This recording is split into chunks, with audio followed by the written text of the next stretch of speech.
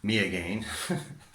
I posted a video this morning, the one that was a kind of response to Simon Roper, and the videos I do on that channel, there is another channel with music on, but the videos I do on that channel on the Thinking Tree are literally just me ranting. They're me walking around and thinking aloud. And so they're full of lots of ums and ahs and I'm not sure, and it's a theme is in my head, and I just think aloud basically. None of those are necessarily things I actually believe or true opinions. They're more sort of me mulling over ideas that are occupying my thoughts. And the thing I was trying to get at in that video, which maybe I didn't pinpoint quickly enough or clearly enough, ultimately, the thing that was really bugging me in my mind was the difference between qualia and the awareness, the state of being. And it was sort of that I was trying to get to. So the idea was, Simon was saying, is consciousness the same for everybody? And I think it's the thing is, what are you defining as consciousness? And the thing I was trying to get at was, if consciousness was purely the state of I am vigilant, I am aware, in the same way you are when you wake up in the morning and you find yourself being. That might be whichever, back to Penrose and Hammeroff, maybe you don't need microtubules in a brain to have that experience, and I'm using the word experience, which is difficult again, but to have that state. So that state could be accessible or available to things other than things with a nervous system and the faculties that we assume you must have to have consciousness, the architecture. And so imagine it like this: you have the state of being, regardless of what you are. That's the fundamental architecture of consciousness, a state of awareness, vigilance, a state of I am. You find yourself, though, in a structure that has certain abilities, faculties and limitations that allow you access to qualia. So a plant has a structure that allows it only access to the qualia that colour or give texture to the architecture of I am. And so its experience of the world is different.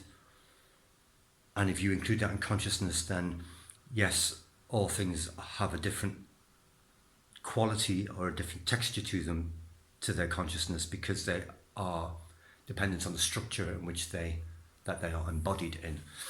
A bat, the same, and a human the same. So I can't imagine what it's like to be a bat. I can't imagine what it's like to be a bee. I don't see ultraviolet. I hear sounds, but I don't hear the sounds that a dog hears. So its qualia, the texture and colour of its qualia, and therefore its experience, is different than mine. Its state of being, though, I am, uncoloured by the textures of qualia, may well be the same. Simply knowing, being aware of being. Is that clear? So that might be the same It might not be, but it might be the same, just the knowledge I am. Then it's embodied in a structure that allows a qualia that colour the state of I am. And so your experience of being in that structure changes. And so it depends what you include in consciousness. But potentially the initial state of I am could be the same in all things. I don't know if Philip Goff would actually think like this, but if you were a panpsychist, for example, you might say awareness is in all things, but then what you are, what you're embodied in as that awareness, is coloured by your qualia. Your qualia looks different. You experience then the world different, but you're still experiencing yourself, your state of being, the same.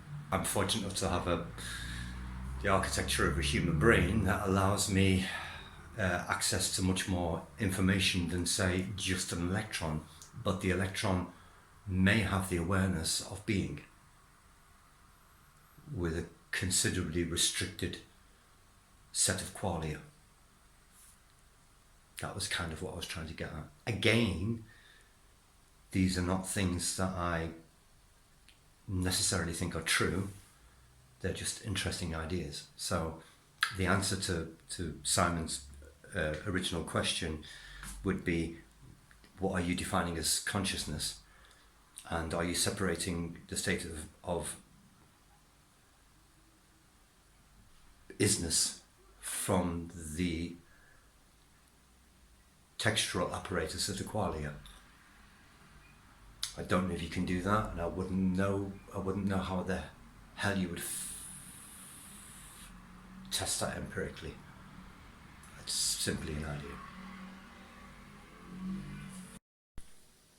An additional to the video for Simon about the qualia thing.